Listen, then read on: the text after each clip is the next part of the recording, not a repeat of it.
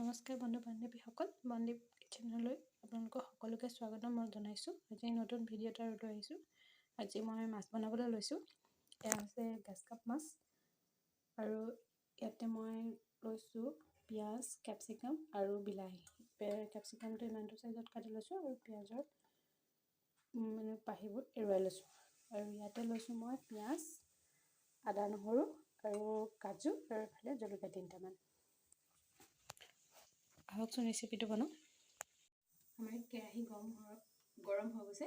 এতিয়া মই তেল বাকি দিছোঁ।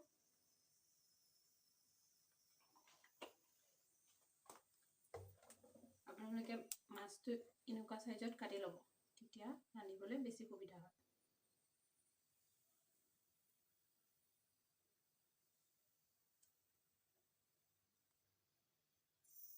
তেল গৰম হৈ গৈছে, মাছটো দিছোঁ।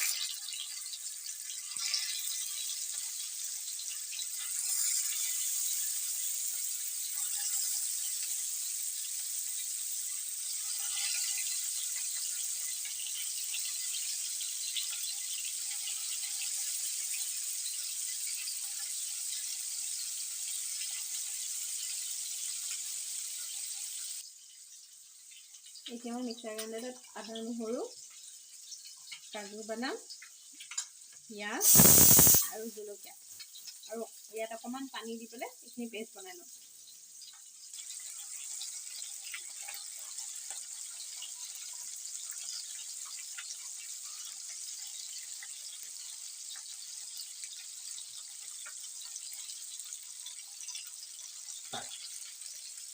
মাছখিনি মই আধা ফ্ৰাই কৰি লৈছোঁ। একদম পূৰা ডিপ ফ্ৰাই কৰিব নালাগে, কমকৈ ফ্ৰাই কৰি ল'লে হ'ল।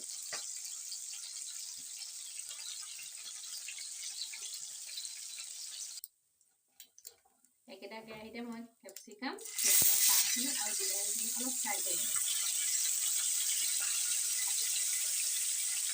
বেছি নহয়, ইয়াত কেঁচা ভাতটো তেওঁলোকে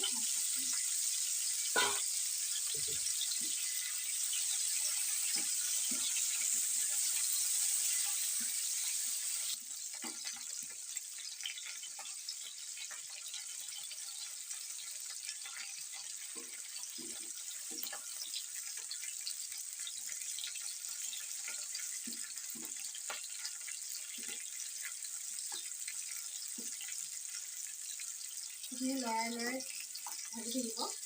এইখিনি 15-20 মিনিটমান ভাজিব লাগিব। আপোনালোকে ইচ্ছা কৰিলে ঢাকনি দি ভাজিব পাৰে। মই ঢাকনি নিদিয়াকৈ লৰাই ভাজি আছোঁ। এইখিনি ভজা হৈ গৈছে, এইখিনি মই এতিয়া কাঢ়ি লওঁ।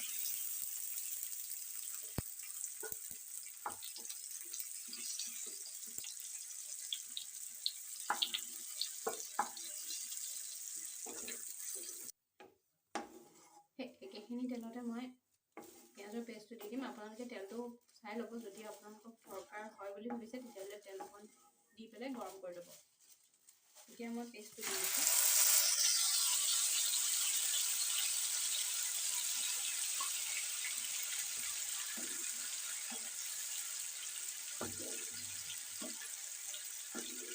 পেষ্টটো ধুনীয়াকৈ ভাজি ল'ব, ভালদৰে ভাজি ল'ব, তেতিয়া ইয়াৰ কেঁচা ভাৱটো যায়।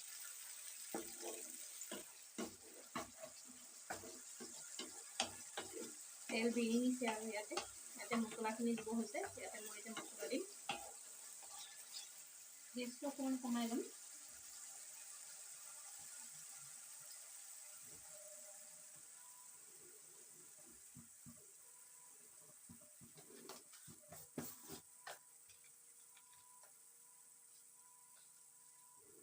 নিমখ দি দিছোঁ 1 চামুচ। জিৰা দিছোঁ সোৱাদ অনুসৰি।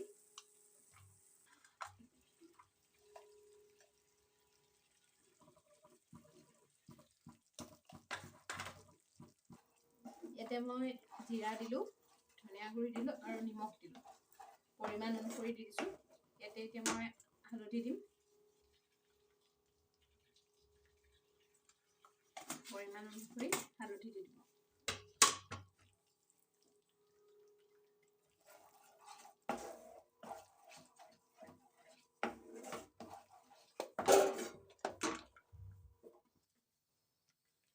আধা চামুচ কাশ্মীৰী ৰেড চিলি দি দিব আৰু ভালকৈ লৰাব।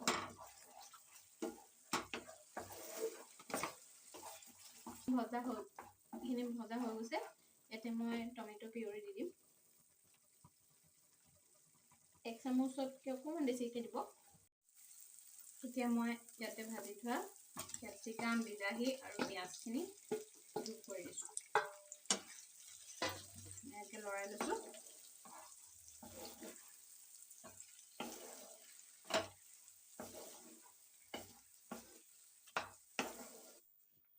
আমাৰ মাছৰ ৰেচিপিটো ধুনীয়াকৈ ৰন্ধা হৈ গৈছে। আমি খাবৰ বাবে ধুনীয়াকৈ সজাই আনিছোঁ। আপোনালোকে বনাই চাব আৰু ধুনীয়াকৈ খাব আৰু কেনেকুৱা হৈছে আমাক জনাব। আমাৰ যদি ভিডিঅ'টো চাই ভাল লাগিলে like, comment, share and subscribe কৰিব নাপাহৰিব।